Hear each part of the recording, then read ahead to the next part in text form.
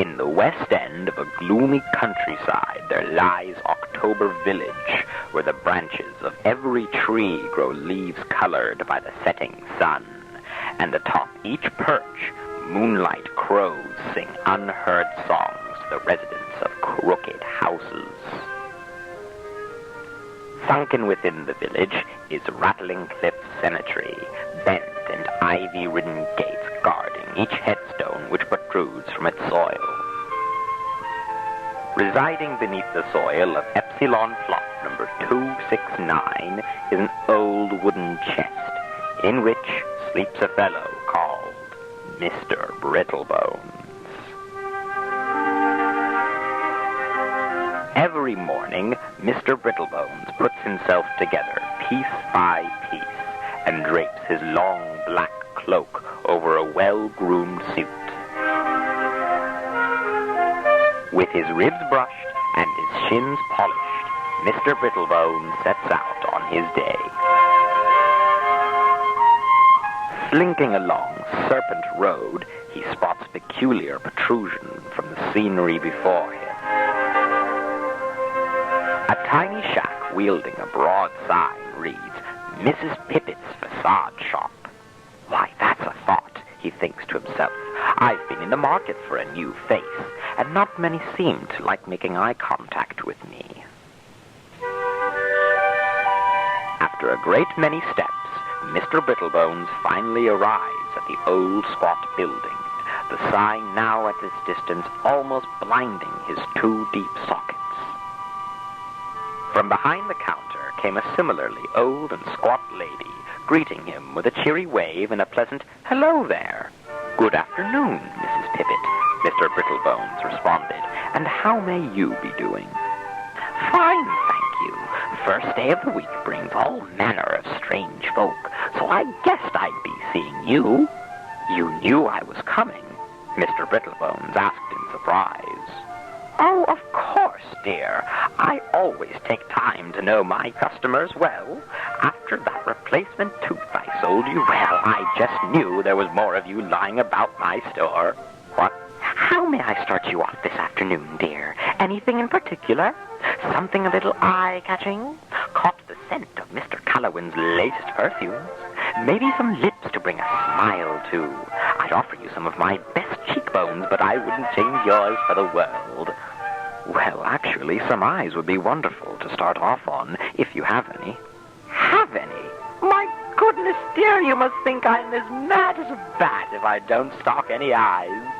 With a shuffle and a dig, Mrs. Pippet produced a well-organized tray of eyeballs, all in different shapes, sizes, and colors. Green, blue, red, rats, cats, and bats, all staring back at Mr. Brittlebones. I think I'll try these on for size." "Oh, what a marvelous pair indeed. Returned to me by a retired optician. Said he wouldn't have much use for them anymore. Very generous." "Well, there certainly is a lot to see. Do you have anything a little less generous?" "Of course. Try these. Kindly donated by a blind artist after they'd surpassed their use." "I think these are a little too fine. I wonder if I've seen any of his works." "Oh, probably not. He was in a collision right after leaving." "Oh. Try these, dear. They're my finest pair. Saved just for you. I always knew they'd find a nice home with a man of such simple taste." "Maybe I should try something else while I decide." "Well, I have a marvelous selection of noses, if you'd like to try. I think this would complement your chin wonderfully." Perhaps something a little less proud." "Well, how about this? It comes with flexible nostrils." No, I think this is a little too much range for me to handle. You are a tricky one to get right. I'm not sure what more I can offer. Are you sure there's nothing in particular you wanted, dear?" No, maybe not. I was hoping to find something which would make me a little more approachable for some. Not everyone seems most eager in making their acquaintance with me. "Is that so now? You should have said sooner. I knew I'd have something for you." As though a century had been removed from her, Mrs. Pippet dashed into the shop, quicker than light.